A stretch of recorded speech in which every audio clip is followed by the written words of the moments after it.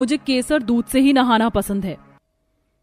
अरे बहू, दासी ने बताया था मुझे केसर खत्म हो गया है, सैनिक गए हैं केसर लाने। ऐसा करो, अभी बिना केसर वाले दूध से नहा लो, जब केसर आ जाए तो उसके बाद उससे नहा लेना।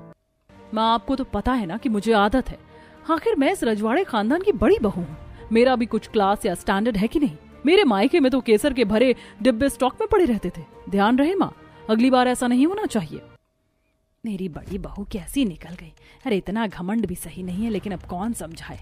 मैंने तो सोच लिया है, छोटी बहू बहुत देख परख कर लाऊंगी। चारूमती अभी सोच ही रही होती है कि तभी वो देखती है कि उसका छोटा बेटा रणधीर मुस्कुराते हुए अपने कमरे में जा रहा था। अरे अरे, क्या बात है, आज इतना मुस्कुराते हुए क्यों जा रहा है? कोई बात है क्या? नहीं नहीं माँ, कोई बात नहीं है। वो मेरा दोस्त मिल गया था रास्ते में, तो थोड़ी मजाक मस्ती हो गई थी। ठीक है, लेकिन कोई भी बात हो तो मुझे बता देना, तेरी माँ तेरी सभी बात सुनेगी।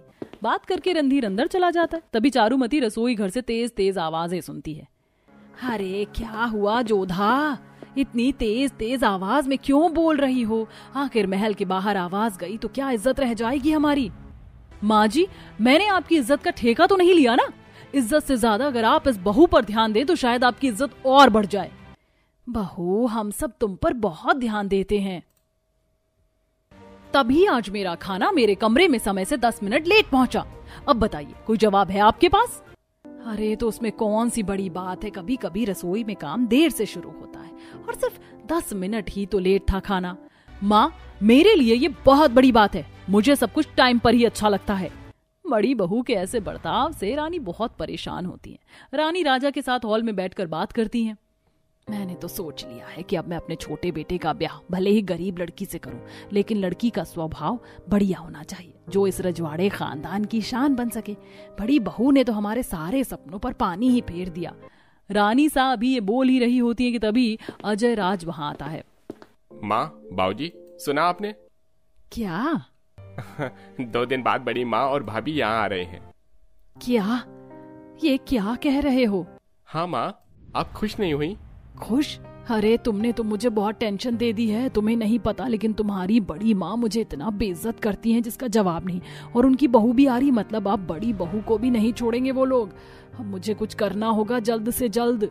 जैसे ही चारूमती अपनी जेठानी के आने की खबर सुनती है, उसके बाद मानो उसका चैन ही ना आया हो। चारूमती अपनी बड़ी बहू को बुलाती है और उसे भी ये खबर बताती है। देखो बड़ी बहू, मैंने आज तक तुम्हें कुछ नहीं कहा, बस कुछ दिन इस रजवाड़े खानदान की इज्जत के नाते थोड़े दिन नाटक कर लो। मुझे तो पता ही था ये खबर सुनते ही आपके तोते उड़ जाएंगे। मुझे इन्होंने पहले ही बता दिया था। आप चिंता मत करिए माँ, आप जैसा कहेंगी मैं वैसा ही करूंगी। वैसे भी कुछ दिनों की ही तो बात है। हाँ बेटा, बस कुछ दिन की ही बात है और मैं तुम्हारे लिए खूब सुंदर सुंदर लहंगे बनवाऊंगी, जिसे पहनकर तुम बहुत सुंदर लगोगी।